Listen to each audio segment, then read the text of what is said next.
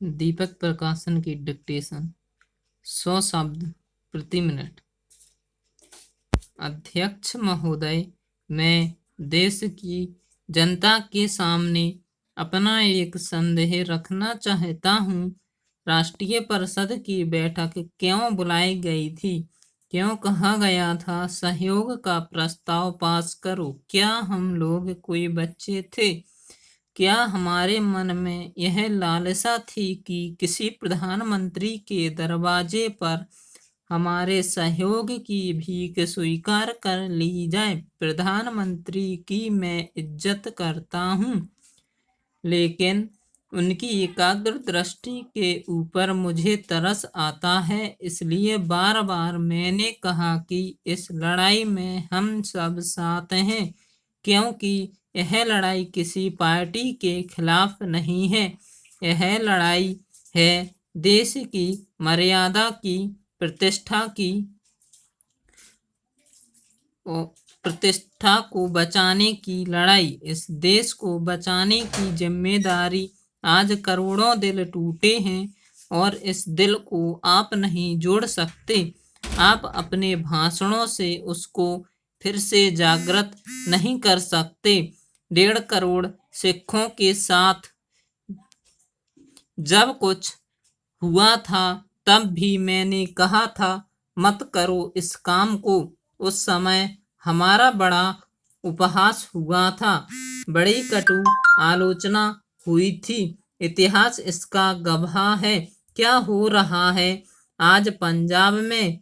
क्या उसको आपने सेना के बल पर दबा दिया? 15 करोड़ मुसलमान जो भारत में हैं, ये सब अरब से नहीं आए, हमारे ही घर के लोग हैं। क्या इनको दबा लोगे? इनको अरब सागर में ले जाकर डुबा दोगे? कोई नहीं जाता है।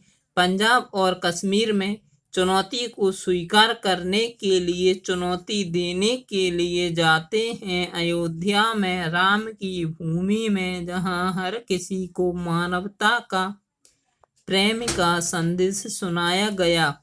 मैं अटल जी से निवेदन करूंगा कि आज भी छोटे दायरे को तोड़ें। जो पश्चाताप उनके दिल में उस समय था जब उन्होंने इंडिया एब्रोड को बयान दिया था, क्या आडवाणी की गिरफ्तारी से सब कुछ बदल गया?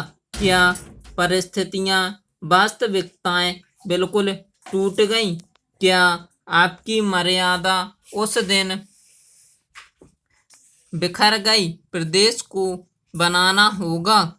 गिरफ्तारियां होती हैं, कई बार लोगों के साथ ज्यादतियां होती हैं। उन ज्यादतियों से जो कुछ एक नामाकूल आदमी की हरकत से होती है, उसके लिए क्या देश के ऊपर इतनी बड़ी लांछना लगाने के लिए तैयार है कि सारी दुनिया आज कहे कि भारत में धार्मिक आज़ादी मिटाने की कोशिश हो रही है?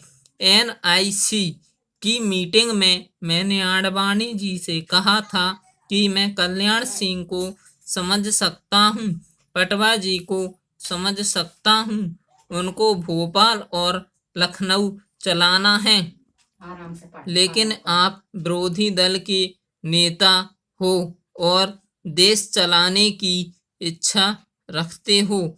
आपके ऊपर यह जिम्मेदारी आ भी सकती है। क्या कभी सोचा है कि दुनिया में इसका क्या नतीजा होगा? मैं इतना कहना चाहता हूँ कि मुरली मनोहर जोशी जी, आडवाणी जी, जो सारी दुनिया को चुनौती दे सकते हैं, अपने 500 कार्यकर्ताओं के सामने खड़े नहीं हो सकते थे। क्या आप देश को चलाओगे? क्या आप राष्ट्र को इस कठिन समस्या से निकालोगे? इतिहास बड़ा कठोर, निर्णायक होता है। वह किसी को क्षमा नहीं करता। देर लग सकती है, लेकिन वह निर्णय करके रहेगा। स्टॉप।